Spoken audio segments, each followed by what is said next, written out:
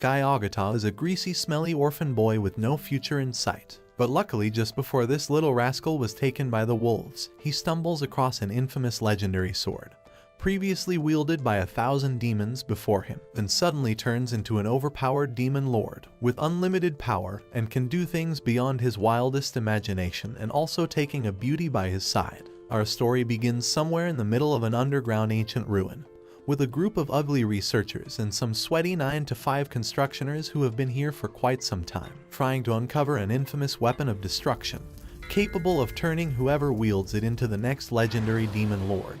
And this weapon is known as the sword Zoltskine.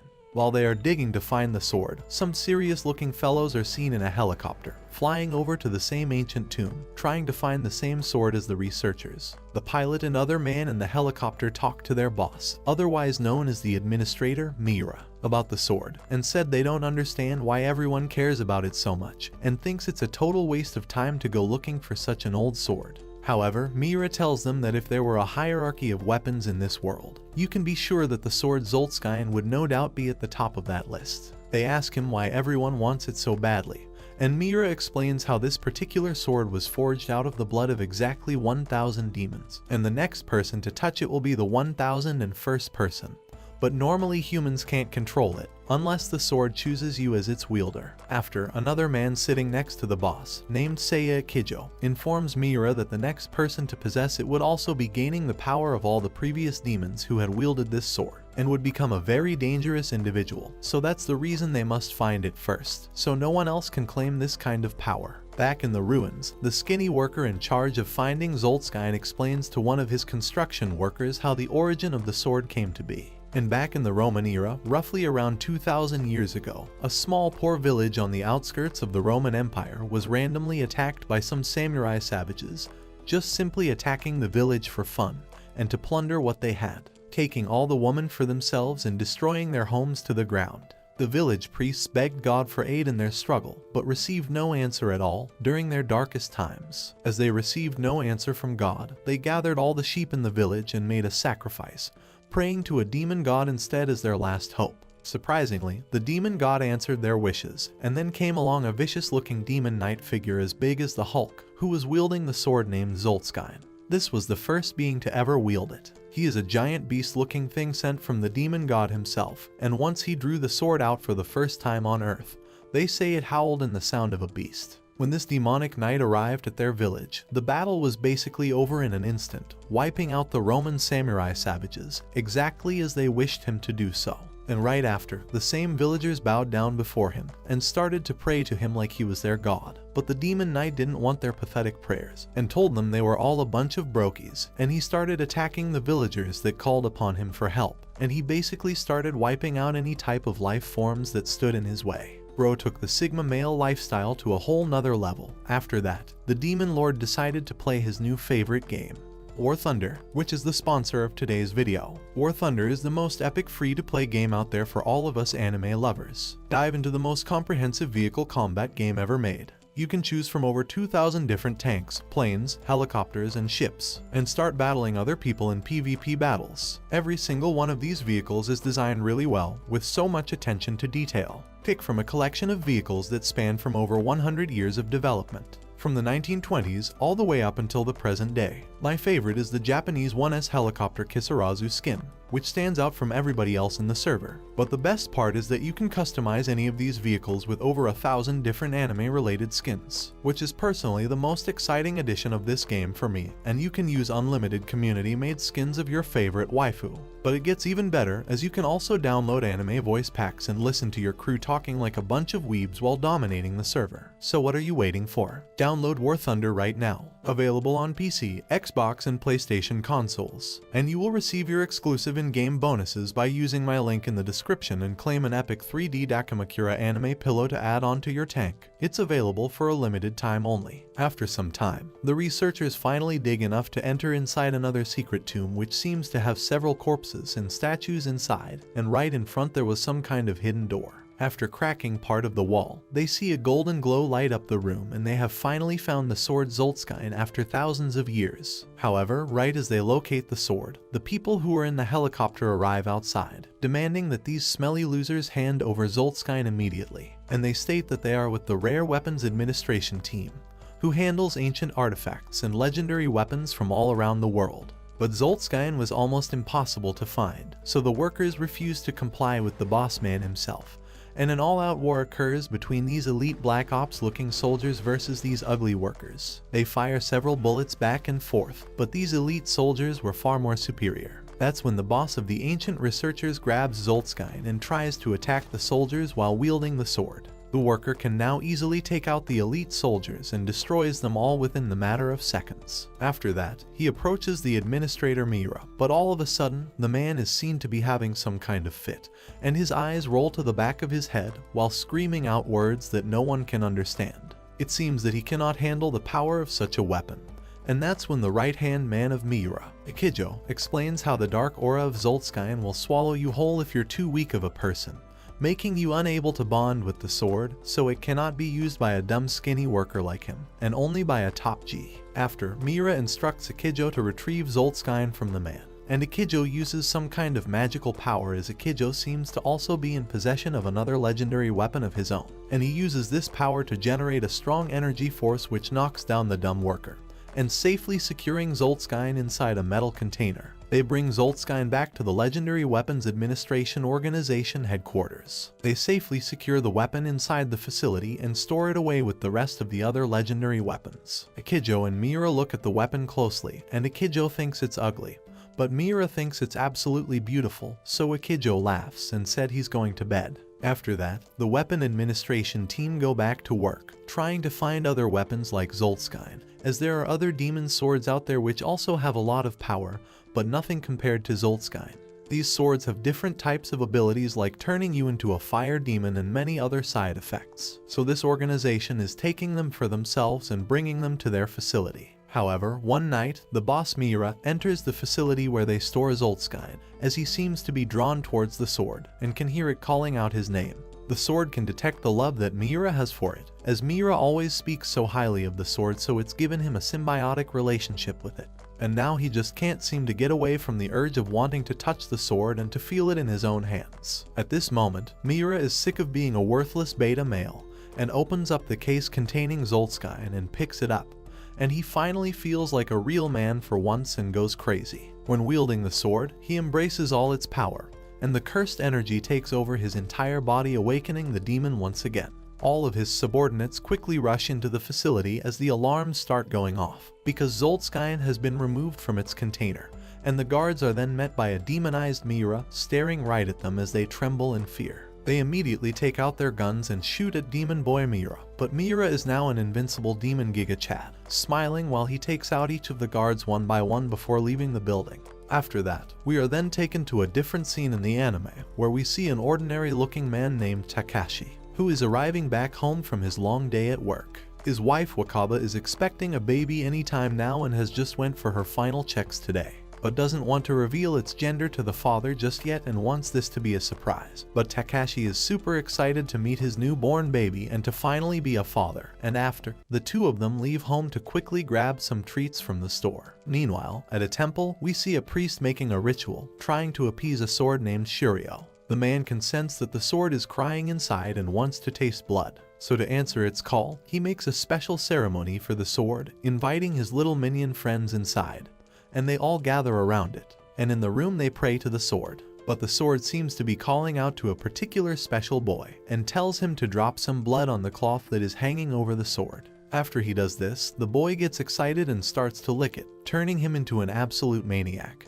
and starts to take out all of his dumb friends who were invited to the party, one by one. After eliminating all the peasants in sight, the sword starts to glow up with purple flames, and the demon within him is still hungry for more, so the demon boy heads outside to find some more snacks. While outside, Wakaba and Takashi are seen heading back from the grocery store with their Scooby snacks, and while walking home, the hungry demon boy is seen lurking about. and knocks down Takeshi. Wakaba is heartbroken and falls down beside him to see if he's awake, but he was eliminated by the demon boy. After, he proceeds to go after other civilians on the street, until the boy wakes up and realized what he has just done as the sword was in control of him this whole time. And he drops the sword while screaming out how sorry he is, but after seeing Takeshi is gone, Wakaba grabs the sword out of anger and uses it to kill the demon boy, and my dude gets some juicy instant karma. After, Wakaba is trying to get the demon out of her head, but her hand is apparently glued to the sword and she can't seem to drop it. At this moment, we see Miura on a highway bridge with Zoltskine, and the security team asks him to drop it. However, he refuses and a purple smoke releases from the sword, and at that moment a person with the second sword has now arrived,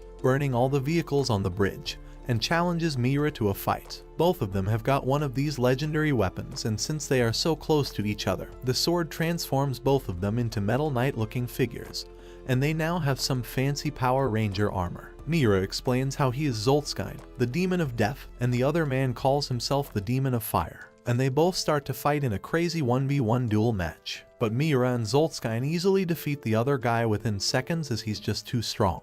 After the epic battle, we see a blacksmith strolling in the woods and he stumbles across Wakaba's body on a tree. He is shocked to see the young woman like this, and before helping her down he hears the cries of a baby nearby. And there, we see the baby holding the sword in his arms. And the man, named Amanagata, explains how this sword has such a dark aura he can even sense it from a mile away. And just then, the baby holds his hand and the sword starts to speak to him as well, saying how he wants to live in someone again. And the man takes it upon himself to bring both of them with him and adopt the boy, who is given the name Guy. Many years later, Guy has now grown up to become the edgy weeb he was destined to become. He doesn't like talking to people and his eyes only look at swords as if he will fight Kakashi in the mist. Sayaka, on the other hand, is a pretty normal high school student, but she refuses to take any boyfriends because she has been crushing for Guy for as long as she can remember. After school, she directly comes home and gets escorted by the jealous boy Tatsumi. She always goes to meet Guy and asks him to go out with her on weekends, but he keeps his eyes down like a Sigma male and says that he is busy. Sayaka decides to grab his knife and plays a prank on him, and Guy tells her to cut it out, but then Tatsumi grabs him by the collar and tells her to know his place as a minor character. Just then, Amon arrives on the scene and tells Sayaka to prepare for the ritual as they will be purifying the Shiryu blade soon. Tatsumi doesn't like this because Guy is the only one who gets to feed his blood to the demonic blade and he wants to feel cool as well. Amon tells him to grow up already and that Guy is special, but Tatsumi refuses to accept that, and on the day of the ritual, he takes off his blindfold and this lets the blade take over Sayaka, who is holding her, and makes her attack the idiot. But Guy refuses to let this chance miss and jumps in by pushing Tatsumi away and gets his arm chopped off, letting him evolve into the ultimate weeb who can do true cosplays of characters like Sasuke, Shanks, and future Gohan. After that, they take him to the hospital, but he keeps crying like a loser even 1 week after getting discharged. Amon says that he is just grieving the loss of his missing arm, and Sayaka hugs him and tells him that she will always be there if he ever needs a hand. Get it? She then tells him that getting a surgery must cost an arm and that he should look into giving others a helping hand to earn some money on the side, and Guy starts thinking about his life decisions for once. While he is unconscious from all the hand puns that Sayaka abused him with, Amon decides to give him a hand and melts the sword down to create a metal arm for him. He does the surgery, and when Guy opens his eyes, he starts screaming internally, thinking just how cool his new arm looks and how he will be able to do even cooler cosplays like Ed from Fullmetal Alchemist and Gilbert's from Fairy Tail. While on the outside, he manages to utter some edgy words like, "Why did you waste Shiryu over me?" While all this is happening, the Shashidai send in their trusty agent, 007, Mr. Mickey, to participate in an auction to buy up the demonic weapon, Azov's sword. The bid starts at $20,000 but escalates quickly to $1.5 million, just like the prices of eggs and bacon due to inflation. The bid ends up becoming a battle between Marcus, a rich-looking kid who could have been Batman in a wheelchair, and Mickey, but with access to all of the tax money, Mickey easily wins the battle and goes back home to the headquarters. On his way back, Marcus stops him by ambushing his car and offers to buy it for a fair price from him, or else he will have to use his thugs to break his legs. Mickey looks at the wheelchair and wonders if Marcus is just trying to be funny or just his humor is that bad, and then defeats his hired NPCs in a second. He tells the boy to shoo away, but suddenly, Miura arrives on the scene and says that he sensed a strong blade nearby and wants to challenge him to some real-life Fruit Ninja battle. Mickey tells him that he doesn't have any change and fights him back with his own legendary thunder sword, Falgon, which lets him run away like a chicken. He thinks that he managed to get away with the sword this time, but then turns around to see that Marcus ran away with the sword when he wasn't looking. Back at the swordsmith workshop, Ammon tells Guy to keep this arm close to him and to use this newfound strength to create a sword even stronger than Shiryu. After that, he walks out and starts up a flame and burns Shiryu's scabbard. Sayaka wonders why he did it, and Guy tells her that there is no blade that can match Shiryu and that it was a special sword. Back at the workshop, Tatsumi asks Ammon why he destroyed the legendary sword for Guy and if he is just that important for him, and Ammon tells him that in his 40 years of life, he hasn't managed to create a sword he can be proud of so far. But now, by combining Shiryu with Guy, he wonders if Guy will become something that he can be proud of. A few days later, when Sayaka is coming back home from her school, Tatsumi comes to escort her as usual, but on their way, he decides to lose his V card because otherwise he has no other choice. He knows that he is just a dumb loser and his only chance was sucking up to Ammon, but now he has chosen Guy as his favorite slave, and so he won't be able to get Sayaka at all. Just then, Guy arrives on the scene and pushes Tatsumi away. Tatsumi tries to punch him back, but Guy simply blocks it with his metallic arm and then makes him kiss the ground like a good boy. Shiryu's killing intent starts taking over his mind and he starts turning into a sword zombie, but Sayaka tells him to stop and he comes back to his senses. After that, he gets back to the workshop and starts banging his head on the wall to make the voices stop, but it's all in vain. Looking at him going crazy like that, Sayaka hugs him from behind and tells him that she is there for him, and this makes him calm down properly. On the other hand, rich boy Marcus wakes up in his fancy yet lonely villa and is greeted by his fake younger sister and online bot parents. He gets sick of living with fake people and tells them all to go away, and starts burning in his rage. Back at Shashidai headquarters, Mickey learns that Marcus got in an accident with his family which ice-skated them all to Narnia while he was left paralyzed from his waist down.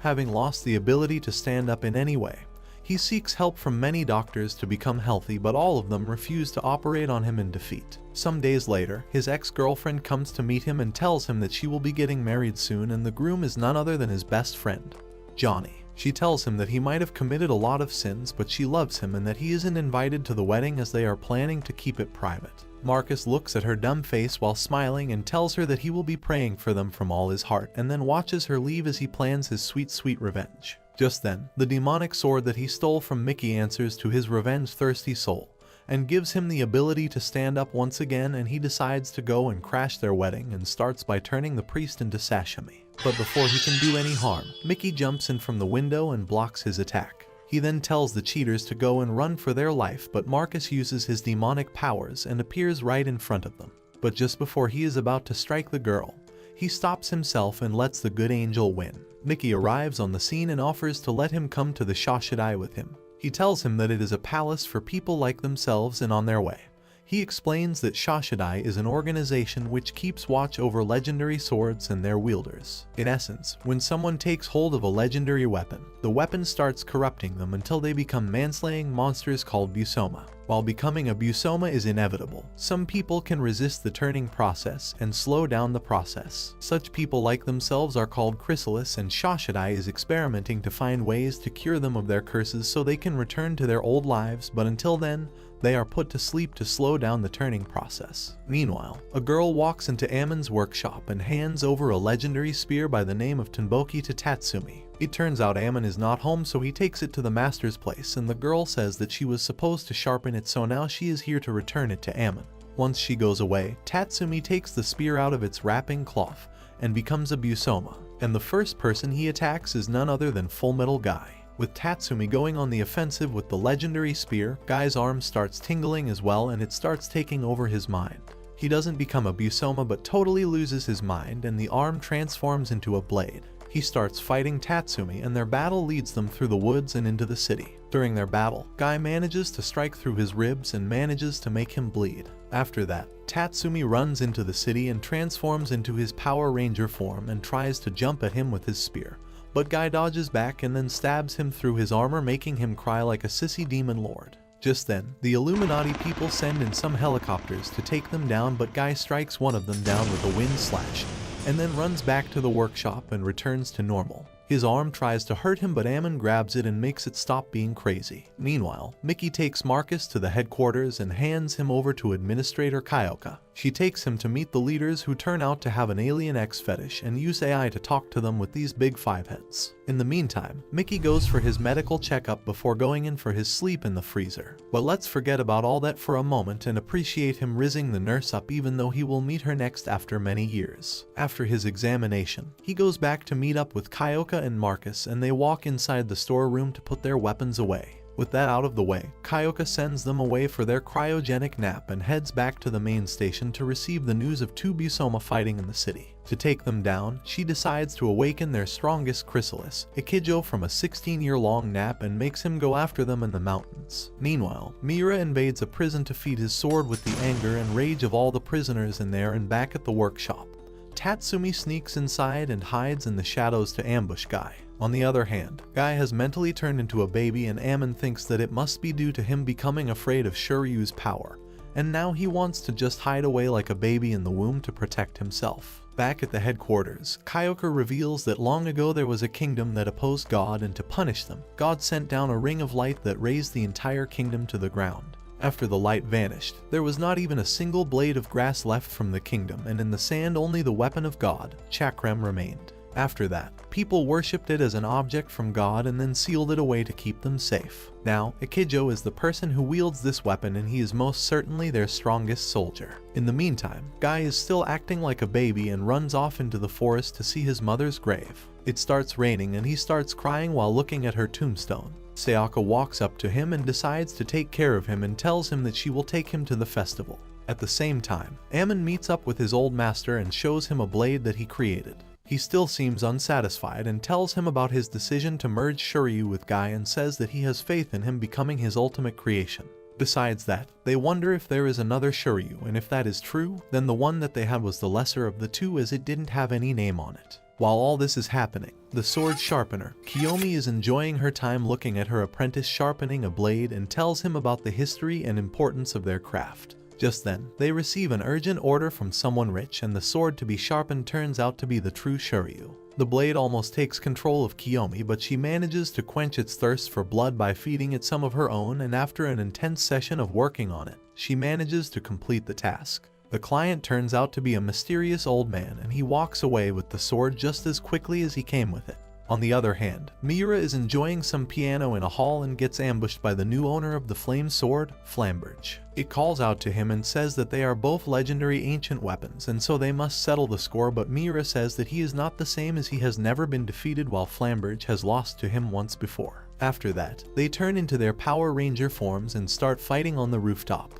Their battle is witnessed by a number of Busoma, including a powerful-looking Reaper called Grims. As for the results of their battle, Miura easily defeats him and proves his superiority once and for all. Back in the city, Sayaka enjoys the festival with Baby Brain Guy and finally takes him to a shrine and makes a wish for him to recover and be safe, and for him to give her attention when he turns back to normal. Just then, they are ambushed by Tatsumi in his Power Ranger form, and he walks forward to strike Sayaka. Guy stops his attack with his arm, but then sits down in the corner like the baby he is. Tatsumi grabs her by her neck and says that he will put an end to her misery, but then his arm gets cut off, and we turn around to see Ikijo rocking his chakram. He starts fighting him one-on-one and easily one-shots him with his special ability that binds him in a ring of light, and then melts him away from the inside out. After defeating him, he turns around and proceeds to walk away, wondering why they woke him up for such a weak opponent, but then he feels the demonic gaze from Guy's arm and he realizes that the baby boy is his actual target. After that, he walks up and punches Guy in the face, making him fall back. He starts crying while calling his mama, and Sayaka tries to protect him, but Ikijo makes her stand aside and grabs him by the collar. He tells him to show him his true colors, but then the old man, Kaijitsu, arrives on the scene, and he tells Ikijo that he must be with the Shashidai and tells him to come along. He takes him to his house and says that he knows their counterpart called Gabai as well. In essence, Gabai are regular humans who train their spirits to fight Busoma, while Shashidai fights them using Chrysalis. He introduces him to a Gabai known as Soin, and we all know he plays top lane. He challenges Ikijo to a battle and forces him to use his weapon, but during their fight,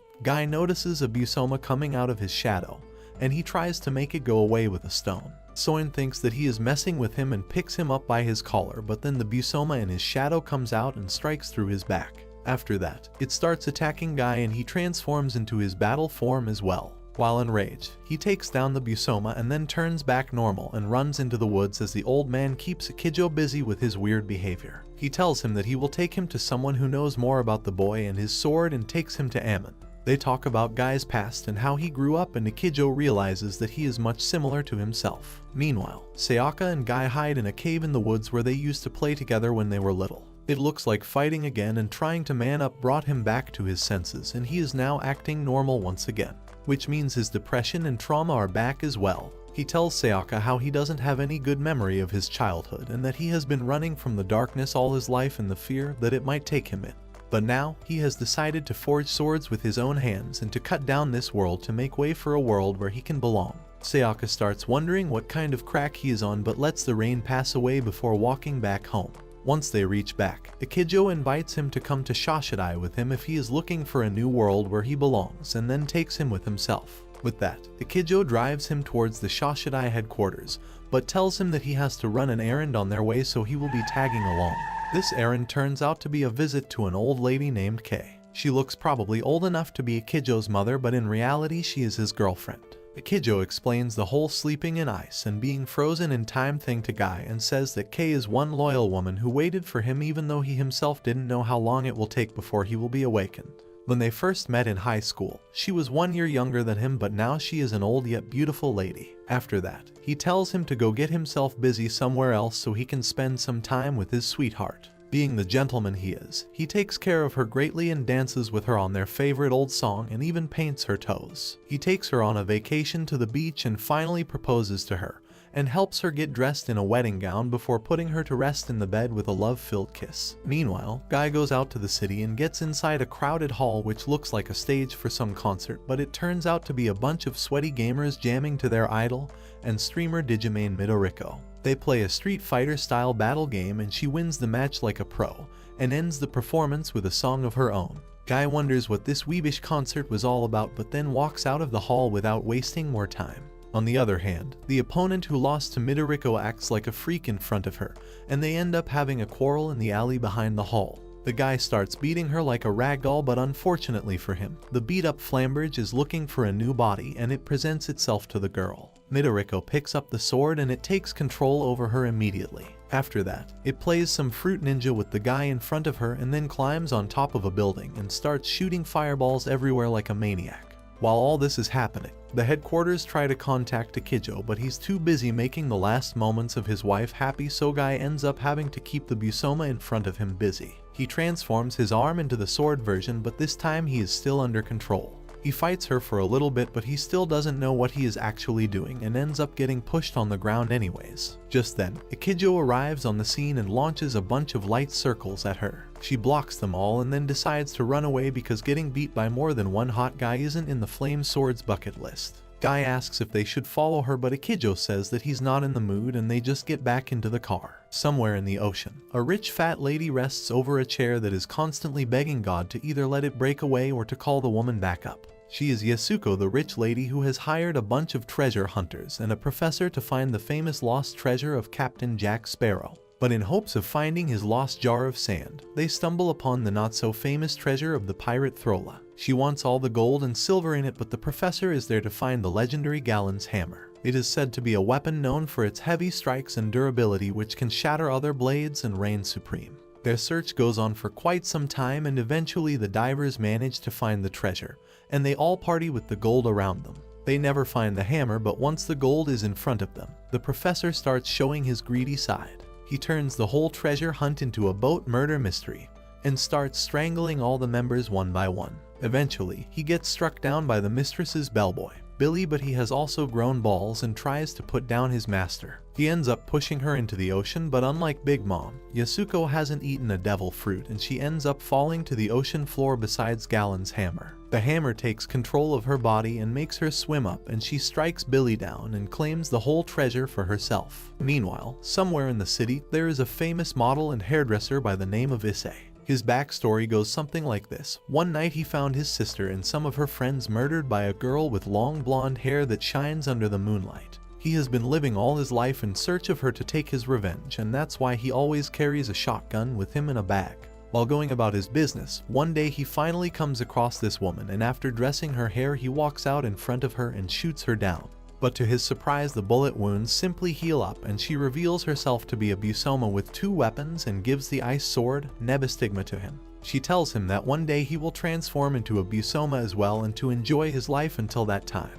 After that, one day while dressing a customer's hair, Issei's hand starts twitching, and this customer turns out to be none other than the Busoma of Galen's hammer, Yasuko. Back at the headquarters, Kyoka awakens Mickey and Marcus and assigns them their first mission together. They must infiltrate the famous real estate company where the owner is rumored to have bought the legendary weapon, halberd, from a foreign owner. The weapon is said to grant its wielder with the power of 100 men if used for justice, but at the same time it can cause massive destruction if used for evil. Shashidai nurse and Mickey's secret girlfriend, Mina, has already infiltrated the company as a personal nurse and secretary for the CEO, and has acquired the floor plans as well as passwords and access keys for them to get down in the basement and get the weapon out of the safe. Mickey and Marcus suit up like bros and then walk down the street to meet Mina. They enter the building and tell the receptionist to tell the CEO's secretary that there are men from I Miss You Incorporated to meet him and they will know. The message gets delivered and they meet up in her office. Marcus gets surprised when he finds out that Mickey and Mina are in a relationship, and Mickey tells him to keep it a secret because it is not allowed in their line of business. After that, she gives them the keys and the passwords and tells them that the halberd is stored inside a massive safe in the basement,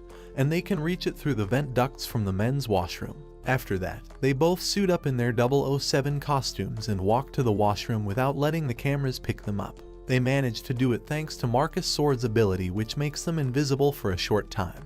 After that, they get inside the ducts and go to the safe room and unlock the door. But to their surprise, instead of the halberd, they are greeted by another safe door, and Mickey tells Mina that they might need another password for it. Meanwhile, Marcus manages to idiotically trigger the security system by accidentally letting his eye get scanned. Soon the room starts filling up with gas and they try to cut through the safe with their weapons, but it proves useless. They ask Mina to find the password and she tries but gets caught by the CEO, who turns out to be the Busoma of the halberd. Hearing her scream over the phone, Mickey cuts through the vent ducts and instantly arrives at her location and finds Halberd about to strike her down. He tells Marcus to jump forward and then runs in himself to block the hit for Mina. With that, he runs his blade through Halbert's armor and destroys its vessel, but the weapon still lives on and it makes itself get absorbed in him as well, making him a chrysalis with 2 legendary weapons. Mina and Marcus worry about his condition, but he says that he is too awesome to get sick and then takes Mina out on a date. At the end of their date, Mickey loses control and almost transforms into a Busoma. Still, he lets the weapons run rampant and causes a lot of destruction.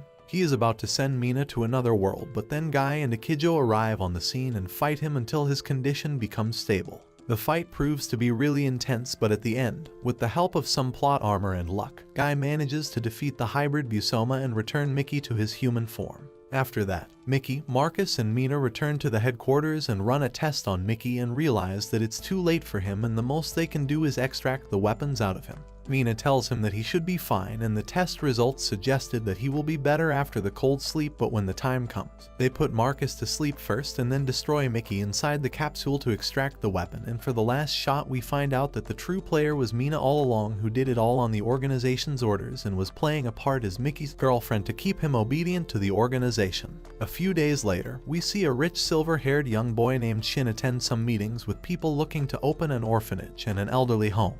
He promises to fund both projects, but there seems to be an issue, and that is that both parties are looking to use the same building. While Shin is a fine young man, he also possesses the legendary true Shiryu and can hear its cries. Despite all that, instead of turning into an edgelord like Guy, he decides to be a cool person like Kakashi, and he helps others, greets them cheerfully, and even manages to riz up Guy's childhood friend, Sayaka, on his way back home.